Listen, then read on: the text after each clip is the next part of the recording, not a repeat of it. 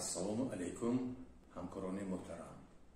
Ман Нурматов Абдураҳмон, дотсенти кафедраи обтаъмикунӣ ва рафъи партообӣ. дар арафаи 30-солагии истиқлолияти мамлакат ҳаматонро бо ин рӯзи таърихӣ табрик гуфта, дар оянда барои ҳар якатон сеҳат, саломатӣ, муваффақиятҳои калон орзумандам. шахсан камина дар донишгоҳ умад дар соҳаи маориф 51 сол кор кардаистам ва чӣ пешравиҳо, чӣ тағйиротҳо дар мамлакат шудааст, ман гоҳи он мебошам.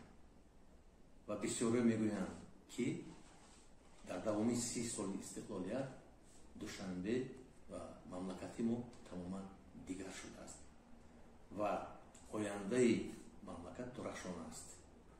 пешравии соҳа, пешравии мамлакат умуман агар бинем, ин таҳти роҳбари президенти ҷумҳурии Tojikiston ҷаноби Олӣ Эмомалӣ Раҳмон мебошад.